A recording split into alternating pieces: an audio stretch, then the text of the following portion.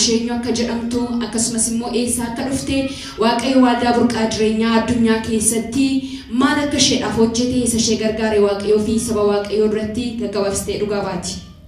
Ishee maqaan koo addunyaa Zalaalam jedhama. Asuman jiraadha. Waldaan koos waldaa burqaa jireenyaati asuma. Waaqayyo waan baay'ee naaf godhee dubbadheen fixu waan ulmaa waaqayyo garuu isa keessaa muraasan ba'a.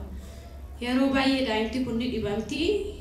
Isa keessaa garuu guyyaa tokko qidaamee ture as waldaa dhufee yeroo deebi'u baay'ee mucaa raffiseen dhufee giseen deebi'u mucaan ol jechuun dandeessu jechuu nyaatallee diddee halkan akkanumatti hin bulee yeroo kadhannuuf irrafti.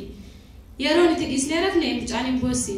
Kazaan sanbata ganama fidee ittiin ta'an an kadhachiisee fi ichi booddee mucaan nyaata diddee kanarraa deebi'u nagaa taatee ichi booddee bakka mucaan koo dhiiga namaayyuu godhattee dhugaa dubbachuudhaaf kanaaf waaqayyoon na galateeffadha.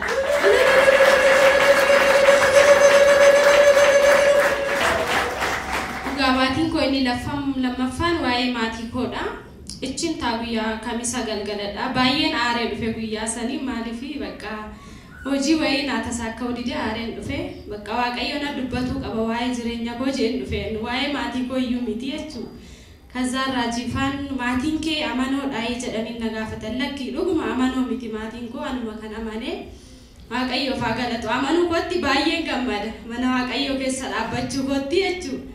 Innaa na kaasanii faazariin kee amanoodha jedhanii naaf kadhatanii hafurri amaanarraa iyyee bee erga bee booddee abbaan koo hin du'u jedhii sadinaan jedhanii nan jedhee abbaan koos hin duune hin jira amma hin jiraatas. Hallelujah.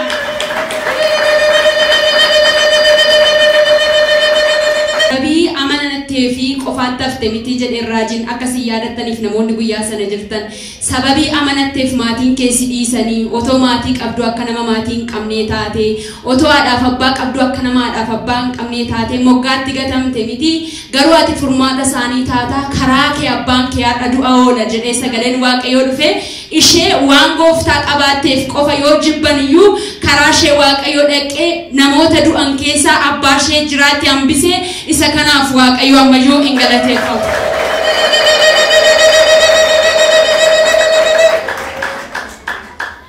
Dhugaa baatiin koo inni sadaffaan kan gooti baay'ee na dhukkubee ture ilkaan fakkaata garuu ilkaan miti fuula koo baay'ee na iteessee jira foon isaa irratti biqilee maaksii godhadhee dhufe guyyaan isaa facaasaadha sodaadheeyyuu kazaan raajifaan namni isin dhukkubu kottaas ba'aa gisee jedhan nan dhufe naaf kadhatanii afurri amaanarraa iyyee bee fulli koo inni ETS facaasaa naa kadhatamee roobii kamisa fulli koo nagannaa deebi'ee jechuun kanaaf naa galateeffadha.